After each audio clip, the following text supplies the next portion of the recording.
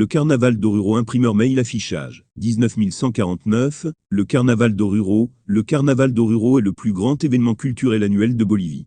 Carnaval célébré dans la ville d'Oruro, la capitale du folklore du pays, il fait partie du Festivalito en l'honneur du peuple uru. Le carnaval d'Oruro a été inscrit en 2008 par l'UNESCO sur la liste représentative du patrimoine culturel immatériel de l'humanité. La petite ville d'Oruro, ancienne cité minière, est en effet le théâtre, une fois par an, du plus traditionnel et renommé des carnavals de Bolivie. On vient du monde entier pour y voir les milliers de danseurs arpenter les rues de la petite ville au son des fanfares. L'ambiance y est unique, extraordinaire, et la ferveur des spectateurs égale celle des danseurs, pour qui c'est toujours un honneur de danser à Oruro.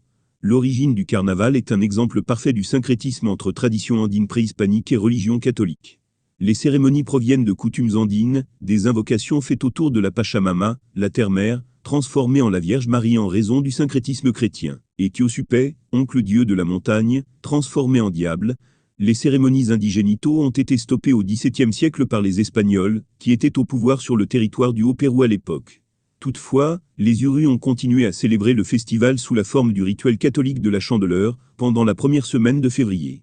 Les icônes chrétiennes ont été utilisées pour cacher les représentations de dieux andins, et les saints chrétiens représentaient des divinités andines.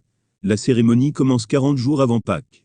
La légende raconte aussi que, en 1789, une fresque de la Vierge Marie apparut miraculeusement, dans un des puits de la mine d'argent la plus riche d'Oruro.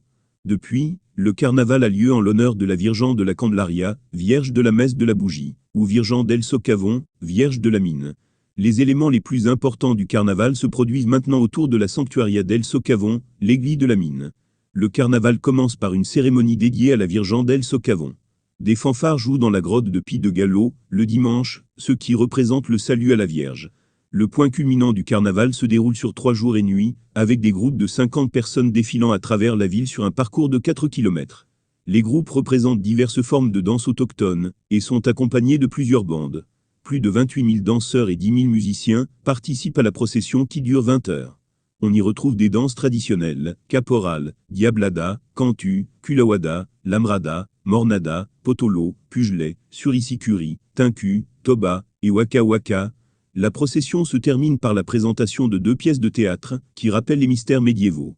La première a pour thème la conquête espagnole, tandis que la seconde tourne autour de la bataille classique entre le bien et le mal, avec l'archange Michel, qui triomphe du diable et des 7 péchés capitaux. L'adoption de ce dernier a été introduite par le clergé catholique en 1818.